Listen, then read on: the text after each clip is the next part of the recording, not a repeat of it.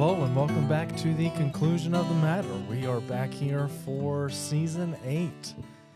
It's kind of crazy to think. I think it's this fall. I was talking to somebody earlier. I think this fall will mark 4 years that we've been doing this. Wow, really? Yeah. I thought we started in like in April or May.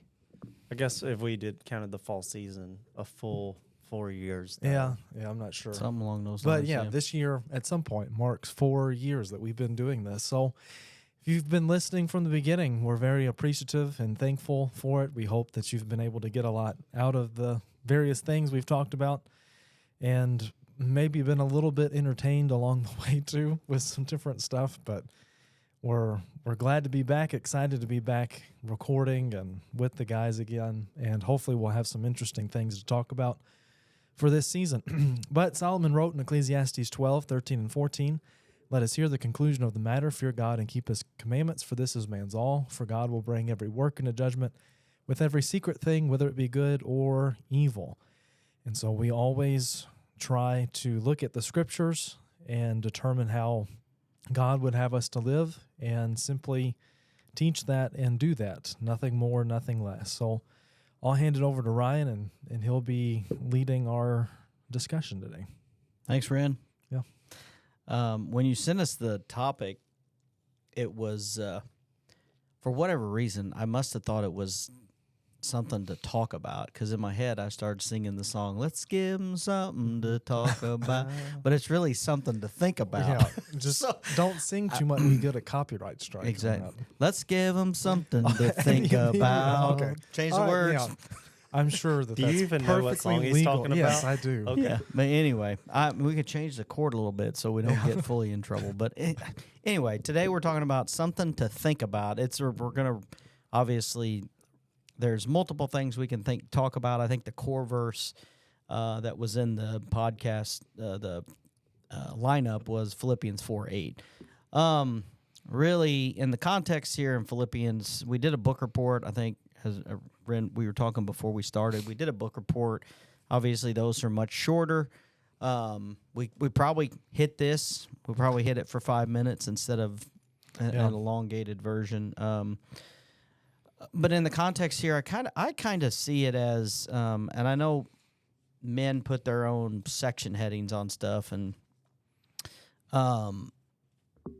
I see the thoughts starting in verse 4 and through 9. Now, not to say verses 2 and 3 aren't important. I'm not trying to say that at all. But he talks about rejoicing always, to the point of where he's like, I'm going to say it again. I'm going to say rejoice. And then he says, let your gentle spirit be known to all men. So, again, let people know who you are, but it be a gentle spirit or a kind spirit or compassionate spirit. Be anxious for nothing, but in everything by prayer and supplication with thanksgiving, let your request be made known to God. So talking about what you're supposed to be thankful for, what you're supposed to worry about, and what you're supposed to pray about. Pretty much that. And then he talks about, and the peace of God, which surpasses all comprehension or all understanding, will guard your hearts and minds in Christ Jesus. So we get into the peace, we get into the ability to where we can go to God in prayer, knowing that he hears us if we have the right attitude, to be thankful for things. I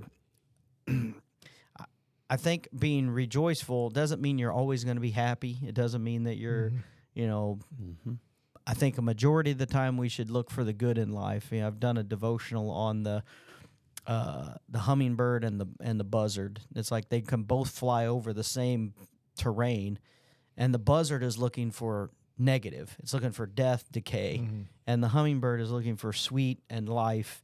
So we can be the same way, right? We can pick which bird. Now, granted, you may say, well, who wants to be a little hummingbird? But the point is, we can choose to look. Somebody in the comments. We need a hummingbird buzzer on this anyway. I think we should just clip what he just did.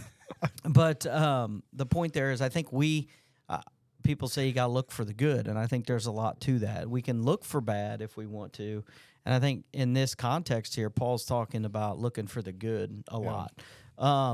And then he says, finally, which tells me, I wanted to pull this up in compare mode and see, every Yeah, every version that I have here, which is like 9 or 10 in comparison mode, start with finally. So we're getting, obviously, he's drawn to Yeah. a close maybe in this section. He's going to get into some other stuff at the end of the book. But he says, no matter if you rejoice, you pray, all this kind of stuff, don't worry about stuff. And again, let me rephrase that, let me not rephrase it, but let me clarify that. We did a About lesson anxiety? on Yeah. anxiety. I think there are things that are legitimate concerns. I think when we start to let them dwell, we start to dwell in them. And again, we're not talking about the clinical definition of anxiety and whatnot, or it's just letting some worries go is what he's talking. In my estimation, is what he's talking about. Do you guys want to add to that before we move on? Okay. Not really. All right. So he says he says, okay, finally, brothers, whatever is true, whatever is honorable, whatever is just, whatever is pure, whatever is lovely, whatever is commendable, whatever, if there is any excellence, if there is anything worthy of praise, think about these things. Now, there's some variations depending on the version that you're looking at. Let's see, whatever is right, whatever is of good repute, of good reputation, of good report, if there be any virtue. So I think you may see different words here, but I think he's giving us a list of things. Now, at the end of this, it says, think on these things, or I'm pretty sure there's one that says, dwell on these things, or am I making that up? I Yeah. know some translations. New will say American Standard. meditate. New American Standard says dwell. I think New King James says meditate. Okay, so there's a couple of things there. Think, dwell, meditate. Dwell means to live on, right? You're going to live on these things. Think and meditate are very similar. Anyway, you want to have anything to say before we kind of jump into the specifics, or? I just think what you opened with was really hitting the nail on the head here, because it really goes back to the contents of our heart, the contents of what we think about, our character, whether we're optimistic or pessimistic. You know, he's basically giving a list like several other places in the New Testament. Galatians, Peter writes kind of a similar list. Paul writes about it in his letters to the Corinthians as well. I mean, there's several lists about things that you should pursue and things that you should not pursue as traits. And this is kind of a similar list that's going to reveal the contents of our heart. So I think you opening with Just that. undercut everything Robbie just said. Robbie. Yeah, I'm going to have to That was start over. that was my watch hitting the mic boom arm, or whatever you call it. No, I would be a lot more upset, but usually I'm the one that does it. I mean, just like clong, clong. So, Well, but yeah, ultimately, I think it just what things we choose to have in our minds and in our hearts that reveals who we are as a Yeah. person. And we were talking about this in the middle school class today. I mean, you can show these different traits to the people around you and still kind of like the Pharisees Yeah. inwardly not Yeah. really rotten. be Yeah. genuinely dwelling on those things. Yeah. So we have to be careful that our hearts and our actions and our heart as well as our thoughts, all of those things are genuine, because we don't want to be like the Pharisees for sure, but we want to truly dwell and meditate and apply these things. Yeah. Well, and that's something I mentioned it to y'all before we started. The young adult class today actually hit on, it wasn't Philippians 4 and verse 8 specifically, but it was about this concept of like how you think and how it impacts how you behave and things of that nature. And I mean, it reminds me of a couple of passages. One, like in Matthew 15, where Christ says it's out of the heart that come evil thoughts and murders and adultery, all of that. And so what you think about will, and while you can, I agree, you can certainly hide it. You can't To a fool very God, large- though. yeah, It was the yeah, point that I made yeah. to them is I may be able to fool you about who I am, Right. but we know who you're not going to fool. Yeah. So, And I would say even oftentimes that eventually, given enough time, It'll come out. the Oh, yeah. facade's going to break and it'll come out and people will know. But also, just as like Solomon said in Proverbs 23 and verse 7, as a man thinks in his heart, so is he. is. Yep. Yeah. What we think about internally is really what defines us. If it's something that we're lingering on, if it's what we are constantly thinking about and mindful of, it can certainly be what defines us. And there's a lot of garbage in the world to be thinking about, and that tries to find its way into our minds. Mm-hmm. And so I think talking about these things that are discussed here in this passage, because we've talked about it before, anytime you're trying to correct behavior, you have to remove the negative, you have to remove the bad behavior, but you have to replace it with something else, or else you're just going to inevitably revert back to what you were always doing. Mm-hmm. And so being mindful of what is discussed here gives us something to aim for, gives us something to pursue. Yeah, I think where you talked about all that coming out of the heart, I think in Luke chapter 6, Matthew chapter 6, verses 22 and 23, Jesus said, the eye is the lamp of the body. So then if your eye is clear, your whole body will be full of light. But if your eye is bad, your whole body will be full of darkness. If then the light that is in you is darkness, how great is the darkness? I think what he's saying is what you let in Yeah. is what's going to be there and eventually going to come out. To your point, I think, in software development, and I'm sure it's done in other places, but in a lot of the classes that I took, they use the acronym GIGO, garbage in, garbage out, and I think that applies to life in general. As you put garbage in, people are like, oh, I don't listen to the words of the music. Yeah. Oh, really? But I've caught myself singing along with songs. I was like, oh, I do recall that song from 20 years ago, and it's like just when it's like, well, you do pay attention to the words, whether you don't think you do. So anyway, all right, is that it? Sure. Okay, so let's jump into whatever is true. Think about what's true. John 17:17. Yeah. Sanctify them in truth. Thy word is truth. Number one, think on God's word. It is true. Yep. I even had a few chapters earlier, John chapter 8, that says that you'll know the truth. And Truth will set you free. will set you free. So John clearly focuses a lot on dwelling on the truth. Yep. Yeah, and I think too, this is a good.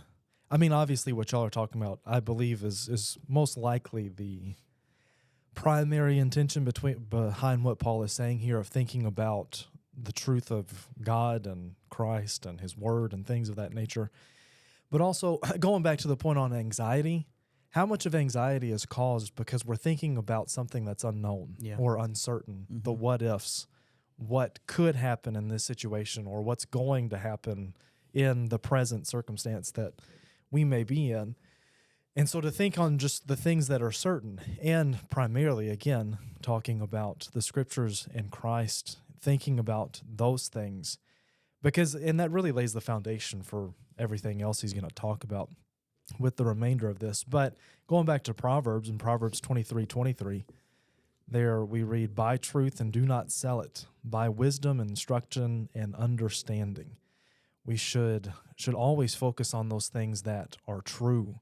I read somewhere, I think it was maybe in Bob Witten's commentary on this, and he didn't use this verse specifically, but I felt like this was kind of the concept of what he was talking about from 1 Corinthians 13 and verse 7, where it says that love believes all things, instead of putting maybe a negative spin on something that somebody said to us or some interaction that we had with somebody else, believing the best and only really dwelling on what you know to be true. Yeah. Kind of along those lines, I was thinking of from the secular standpoint is don't and when when the proverb writer says 7 things the Lord hates, 6 things the Lord hates, 7 are an abomination, which just means there's no set number. 2 of those things have to do with lying, right? And I think that is the opposite of truth. Yeah. I mean, where you're talking about the known is the truth, but also we shouldn't be thinking of how to deceive Yeah. people. That should Yeah. not be our first inclination of, oh, how can I get away with this, or what can I tell someone? You know what I mean? I Yeah. think it's a lot of times, even if it's quote unquote innocent, like someone says, oh, fishermen are known for fishing tails. Yeah. It's like, It's like preacher stories too. yeah, that too. But it's like I'm innocently saying, oh yeah, that fish I caught was 13 inches when I know it was 11, because Yeah. 13 is a little bit bigger than what Robbie caught. Yeah. It's, you know what I mean? It's Yeah. like I shouldn't be. Okay, so why am I not content with my 11-inch right. fish? You know, it's Yeah. like. But anyway, not to trivialize it, but I think that's part of it. Is the expectation is we're not supposed to Yeah. be. That should not be at the forefront of our mind to think of a way to be deceitful. Yeah. Yeah, that's a good point. And I think on the flip side of that, we have a tendency to sometimes,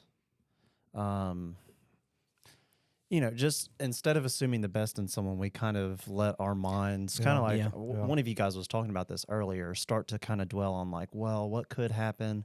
What's this person really Yeah. kind of meaning? And Or the you know, slight tone shift, and when they said this word, oh, what did they mean? here's by what they that? really Yeah. meant. Yeah, exactly. And that was kind of my point. Sometimes we have a tendency to not give Benefit of people the the doubt. benefit of the Yeah. doubt. So I think our hearts and kind of our thoughts can sometimes lead us astray instead of just trusting people at their Yeah. word. And if they're being dishonest, It'll then come out. It'll come out. Yeah. And at the end of the day, that's between them and God, and not between you and them and God in most cases. All right, you want to move on? Yep. Or- okay. I'll bring up one more thing, is a similar point to that, but different. I had in here Jeremiah 17, verses 9 through 10. You also brought up one in Proverbs that goes along with this too. But Jeremiah 17, verses 9 and 10 says, the heart is deceitful above all things and desperately wicked. Who can know it? So, and even Proverbs, I forget the one that you brought up. I had chapter 28, verse 26. Mine was 23. So, but yours was kind of making an Yeah, opposite yeah. point of this. Chapter 28, 26 says, he who trusts in his own heart is a fool. So a lot of people trust their own hearts instead of trusting in, objective truth and in God's word. So don't allow our minds and our thoughts to wander and to lead us in a direction that's not going to ultimately bring us closer to God, or that's going to be harmful to another person or another Christian. But that's all I got. So we can move on. What things are King James says honest. Most other translations say whatever is honorable. Couple of definitions that come across from different lexicons are grave or honest, which obviously that's where they got grave from. I love how they I define can- honest I word can with the see word. how Yeah. they decided on that. Vulnerable or reverend, I thought was interesting in Thayer's. If I was to apply the reverend where people apply it today, they try to apply it to not a clergy, Yeah, someone yeah. that's in a I've been called reverend before. in a representation of for God here. Yeah. I guess is the. But maybe we look at it as honorable, someone that is worthy of respect, someone that is worthy of reverence. And Yeah. who would that be? Yeah. God. God, Christ, yeah. One of the other definitions of that I saw was dignity. Mm-hmm. And there's a couple of Dignified, passages yeah. that go along with that. One that I found was second Titus. Titus chapter 2. New book. Yeah. I'm adding stuff here.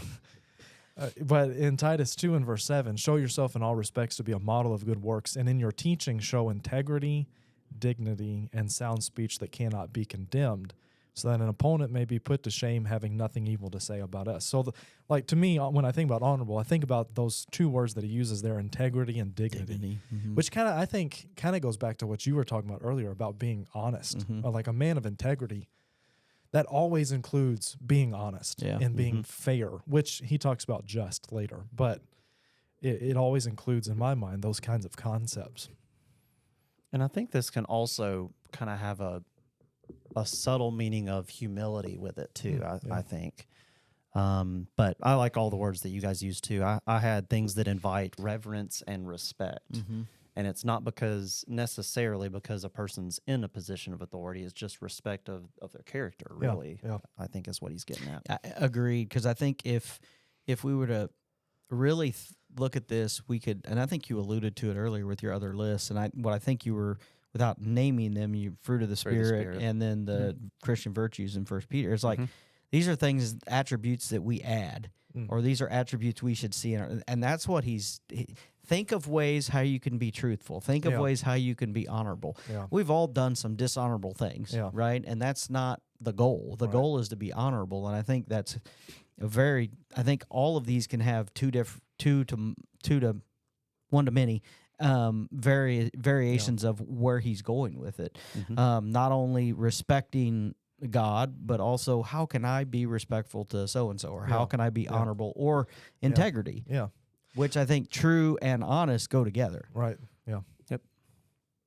You were going to say something. Yeah. It's kind of leaving me now. So This guy. I know, so forgetful. I think he's blaming me for rambling. So, will you think of it again or no? I don't know. Okay. It's like kind of there, but it's not there enough to say it. You know what I mean? So, anything else on honorable? No. All right. Whatsoever things are just. I think of just as justice. It's Yeah. like Being fair. fair. Yeah. How, again, thinking about how can I be fair to, it depends on the translation. I think it's Romans chapter 5 where it talks about the Romans chapter 2. Yeah. 2 Where verse it says 11. the judgments of God are without partiality. I don't know. You do whatever you were going to say. I'll go look it up. Is that I where was you're just at? going to bring up the point. I mean, when talking about justice, you know, Jesus in Matthew 23:23 said that the weightier matters of the law, the first one that he mentions is justice. Because in the context of the first century with the Pharisees, they would often abuse and manipulate and take advantage of widows and orphans, and especially widows in that context. And it's just so interesting to me that was an issue that Jesus was still dealing with in the first century. When you look at the Old Testament, specifically the prophets, that's one of the things that is repeated constantly as far as why God destroyed Judah and Israel. Like an example I have is Amos 2, starting in verse 6. This is God talking to Israel. For 3 transgressions of Israel and for 4, I will not revoke the punishment, because they sell the righteous for silver and the needy for a pair of sandals, those who trample the head of the poor into the dust of the earth and turn aside the way of the afflicted. And I mean, that's just one example. There, it's literally all through the prophets where he's talking about you've abused the widows, you've neglected the orphans, the poor, Look and all for a of way this. to rip people off, And that's too. and that's why I'm going to destroy you. I think it's Amos chapter 8, or it might be 6. Or it might have been in that same context where he talks about how they want the new moon and the Sabbath. They're like, when is this going to be over so I can get back to business and make the ephah small and the shekel great, and with deceitful balances so they Right. can rip people. I mean, their whole goal was to Make a profit. for themselves. What I don't think it was, so Romans 2:2 is the verse I was thinking of. It doesn't say just, but the English Standard translate, we know that the judgment of God rightly falls on those who practice such things. And to me, what that tells me is that the judgment rightly it is falling on them because it's just. It is rightly, you know what it's doing it because that's fair. It's the right thing It's to the do. right. That's Well, thanks, Robbie. That's exactly what I was trying to say. It's the right thing to do. Well, and you saying that reminded me, 2 Timothy 4 and verse 8, Paul, he's talking about, well, I'll just read it. Henceforth there is laid up for me the crown of righteousness, which the Lord, the righteous judge, will award to me on that day. So again, that idea of he's going to judge justly, fairly, and correctly. He's not going to be bought off. He's not going to be bribed. Right. Yeah. Yeah. Something you said a minute ago gave me the idea of just equal justice, and that's something we see kind of throughout the Bible, and obviously a lot of countries have based laws and principles on that. But Leviticus 19:15 talks about that. Zechariah talks about it in chapter 7, verse 9. Psalm chapter 82 verse 3 I had, and Proverbs 31:9. There's others that you could talk about, but equal justice, at least in America, is one of our founding principles, that you shouldn't treat somebody differently because they're a widow, Yeah. an orphan, because Yeah. they're poor or they're rich, that it should be equal for everybody, Yeah. whether they're in power, whether they're Yeah. a commoner, middle class, whatever it is. And Yeah. that's something that our country and many others it's one of their core principles. I even had a different verse, not talking about equal justice particularly, but just the idea of being just. But in Micah chapter 6, verse 8, a pretty common one to quote, he doesn't use the word, just here, but he says, he has shown you, oh man, what is good. Now he does go on here in a second. And what does the Lord require of you but to do justly, to love mercy, and to walk with your humbly. God. But Yeah. ultimately, those three things lead to, Yeah. being righteous or being just, you could say. Like you kind of talked about a few minutes ago, is a lot of these are going to kind of define the other ones Yeah. almost. But that was one I had. And then God's nature is always just. We've kind of hit on that. But even in 1 John chapter 1 and verse 9, that he is faithful and just to forgive us of our sins and to cleanse us. Real quick, the New American Standard translates it whatever is right, and it kind of goes back to that doing the right thing. And I think that's where, from a broader sense, are you thinking about doing the right thing? And that's where I think again, we can apply not only spiritual but your physical, mental. Are you thinking about doing the right thing? Yeah. You know what I mean? Yeah. But anyway, okay, whatever is pure. I mean, pure is undefiled. Clean, Yeah. morally pure. The Latin Vulgate, which is the 4th century Latin translation of the Bible, it translates that as whatsoever things are holy. And I think that's another good word to use here. Those things that are, I guess morally upright would still be the case. But like in 1 Peter 1, in verse 16, we're told, be holy, for I am holy, says the Lord. We're to look at his characteristics and his attributes, his mercy, his grace, his justice, even the love that he has for other people, all of those things that make him holy, and to dwell on those things. Agreed. I even thought of, he doesn't use the word holy here, but Psalm 51 talking about creating in him a clean heart. A lot of that mindset is just trying to have purity of heart. I had to flip back here, had the word wholesome on there, or without corruption, essentially like without blemish. We're actually in my class at school, my world history class, we're talking about the different colors during the Middle Ages and what those colors represented. And even during the Bible, we talked about this with Revelation, but purity is almost universally white. And along those same lines, he's referred to in Revelation as not only the lion, but the lamb, which most lambs I've seen are white. Yeah. I've not seen like a ton, but they've all been white so far. But anyway, just the idea of being spotless, of being clean, of being wholesome, pure thoughts, not trying to deceive people. A lot of what we've already talked about. I didn't know if you guys were going to go to James chapter 1. 27. Yep. He talks about there, pure and undefiled religion is to do what? Visit the fatherless and the widows. Exactly. So, and I think there's kind of two parts, and James is kind of highlighting this also throughout his book, that we shouldn't just have purity of thought in the things that we know, but we should also have purity in the things that we do, looking for things that are going to benefit really others and to show them love instead of just doing things selfishly for ourselves. Agreed.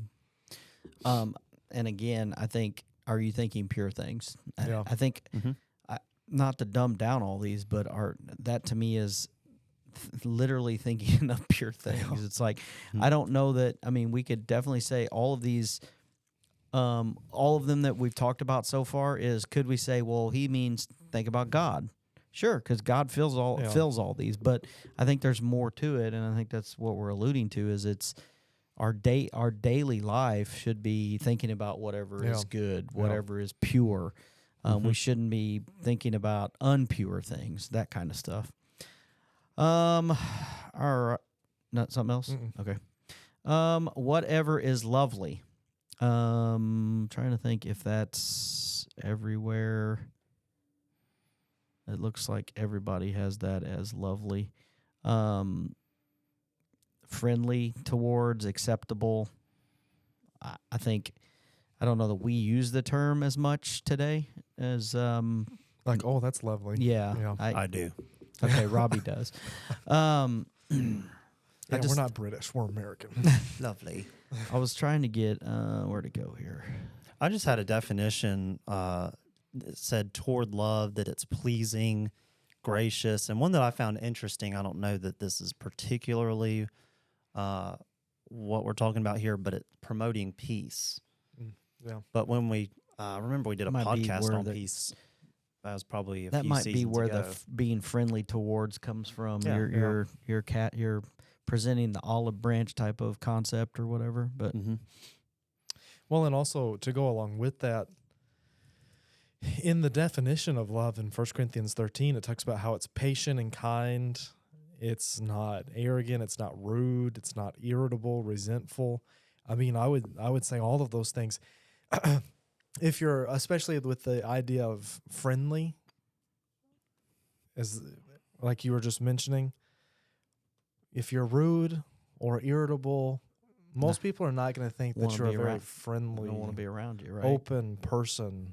They're not going to want to be around you. And so thinking about those things that again are kind, and as y'all were bringing up all of those other things, dwelling on those things, meditating on those things, and it can certainly have an impact on the way that we interact with others and in trying to create peace with others when there might be conflict, and in pursuing those things instead of being a grouch. Yeah, I think that's a good point. Yeah, you don't want to be a grouch. Well, Oscar. this is coming from the guy that was called the Beast from Beauty and the Beast earlier today, so I don't know. Take that with a grain of salt, I guess. Maybe you're the grouch. Yeah, that's what Need I'm to be saying. more, you need more I guess, lovely. yeah, I do need to be more lovely, I guess. Interesting. Who? If you don't want to tell who They did it. they were Oh, just okay. joking around. Maybe they just Kind of. Anyway, all right. Whatever is, depending on your translation, commendable, good report, good repute. I mean, I think there that if something is commendable or of good reputation, I think is another one maybe, or good report, that I think you should let those people know personally. I don't know if that makes sense. Like if you knew someone did Yeah, something like encouraging them. yeah, like, hey, Yeah. I know you didn't get recognition for this, but I became aware of yeah. it. I think it's great that you did that kind Yeah, of stuff. yeah. But looking for ways to do Yeah. something that's commendable, not because or of a good reputation, but you want to keep a good Yeah, reputation. Yeah. Well, and I think too that there are some things, regardless of whether or not a person is a Christian, there are some things that are pretty universally accepted as being good and reputable behavior. Mm-hmm. And so doing those things so as to have a good reputation, those things that would be pleasing to all men. And that reminds me of 1 Corinthians 10 and verse 32, give no offense to Jews or Greeks or to the church of God, just as I try to please everyone in everything I do, not seeking my own advantage, but that of many, that they may be saved. And obviously in the context talking about meat offered to idols, that whole discussion. But his point there in verse 33, he tries to please everyone in everything that he does. And obviously that doesn't mean that he compromises on morals just because it's socially acceptable or anything like that. But to live in such a way where no matter where he is, people don't have something bad to say about him, living in a way that's acceptable and pleasing in that sense I think to all men. I think we probably have all heard it, but when a parent says, "You are Yeah. representing Our name. and Ecclesiastes 7:1, a good name is better than a good ointment." I Yeah. think that reputation is important. Right. I even Just as a definition, one that struck me said that things that are worth speaking about. Things. There's a lot of things that, like we talked about earlier, Yeah. are not worth speaking about. Like when we were talking about the truth, essentially, slander, lying, those things aren't worth to be said in the first place. But focusing on things that are, reputable and honest and such. Yeah. I even had a few like kind of sub points here that, things that are reputable or things that are of good report or commendable. They've, been tested and, there's evidence that they are reputable. The results Yeah. The speak results for speak themselves. Yeah, exactly. That they have a proven reputation. And you even brought these verses up earlier. I'm going to bring them up again because I think in the context of the Sermon on the Mount, this is out of chapter 6, verses 22 and 23. These verses kind of get overshadowed by the sections before them, but it says, the lamp of the body is the eye. If therefore your eye is good, your whole body will be full of light. But if your eye is bad, your whole body will be full of darkness. If therefore the light that is in you is darkness, how great is that darkness? I think that's kind of hitting this concept of being reputable. Your heart's going to reveal your actions, and then there's going to be plenty of evidence for who you are as a person, whether when you get before God or here on this earth. Yeah. But things that are worth speaking of, they've been tested. They've been proven that they're true. They're reliable, not just like part of the time, but almost all of the time. I think I think you said slander. Is that what you said Earlier? Yeah. I mean, slander has a falsity to it. I think there are some things that are truthful that we don't need to repeat just because it would degrade someone or maybe hurt their reputation. So I don't know. I think that's something we need to be careful of as well. Yeah. Absolutely. Yeah, I don't want to be the reason that somebody thinks negatively of someone else. Yeah. So, All right. Any virtue or excellence?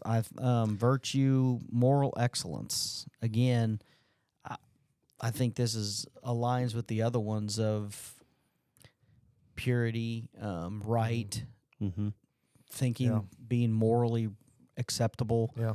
Well, and he's kind of just leaving it open-ended. He's not intending to give an exhaustive list of everything that we should be thinking about, to give us this guideline of, hey, if it's good, if it's holy, if it's right, whatever it is, whatever word you want to use to describe it, think about it. Yeah.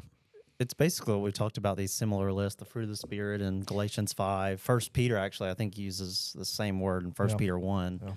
Yeah. But a couple specific verses that made me think of this idea of being virtuous.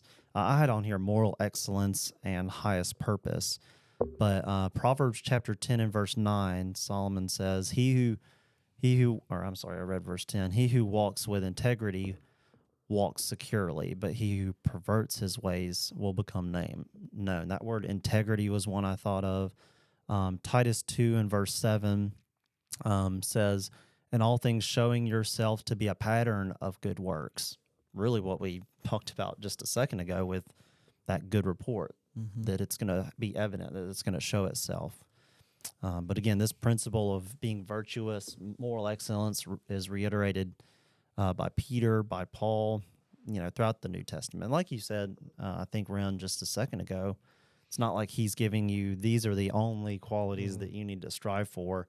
In numerous places throughout the Old and New Testament, strive for these characteristics overall. Yep. And, not just these, but continue to grow is really what his point is, I think.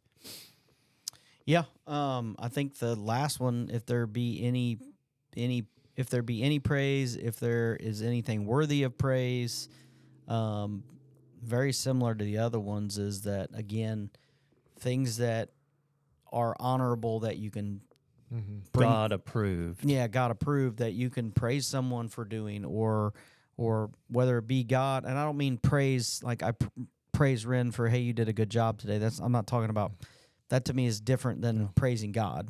But you can offer someone praise in the generic sense, and I think that is one thing that falls here. But also, if anything's worthy of praise from a what's the term I'm looking for, from a pure definition of praise, that would be God. That would Yeah. be deity of some sort. I don't know if that's Just like well done, thy good and faithful Like Yeah. praise servant in the type sense of deeds. worship. worship. Yeah, Yeah. yeah. Because you can think about he's worthy of it. Yeah. So Yeah. anyway. Yeah, that's don't have kind of all I anything else. really had. Just because I think there's so much overlap here that the rest of these things are worthy of praise. Yeah. Agreed. Yep. Well, I guess that ends our discussion on Philippians 4:8. Other than we would recommend that you follow Paul's advice here. I think the one thing I did want to, before we close, I wanted to look at verse 9.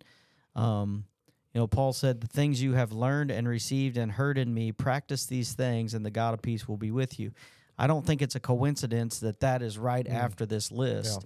And he's not saying it's the same things, but he does say, dwell on these things. And then he says, the things you have learned from me and received and heard and seen in me, practice these things. So going back to this list, they heard them from Paul, practice them.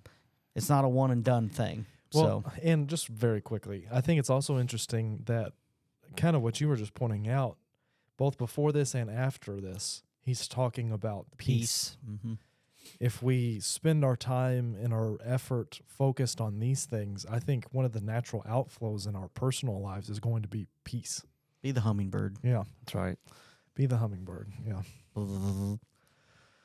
Yeah. Anyway, I've got some editing to do on this one. I'm gonna have a hummingbird head on my on the video. Anyway, thank you for thank you for joining. Like I had the horse head, Robbie. Remember that? I Thank you remember. for joining us. If you have any comments or suggestions or topics for discussion, shoot us an email at the conclusion of the matter at yahoo.com or text any of us if you know us personally. I think you can probably even put a comment on one of our YouTube videos. We've had comments. YouTube or I think Apple Podcast and Spotify do comments. Or Facebook. We're on Facebook too, so go ahead and send us a message. But as for something to think about, we have reached the Bunch of Conclude. nerds. and now was that That's what was That's that not some. that wasn't right wasn't or lovely. honorable or That very wasn't That wasn't lovely. very good rapport or lovely. Anyway, That's how I express my love, though, by Okay. making fun of. thanks, He Ren. needs to meditate on these Yeah, things. no kidding. All right, well for I thought we were in perfect unison did on too. that too. Y'all Like were. No, but we I didn't- wasn't bashing the quality of it at all. Anywho, as for Philippians chapter 4, verse 8, and what to think about, we have reached the conclusion of the matter.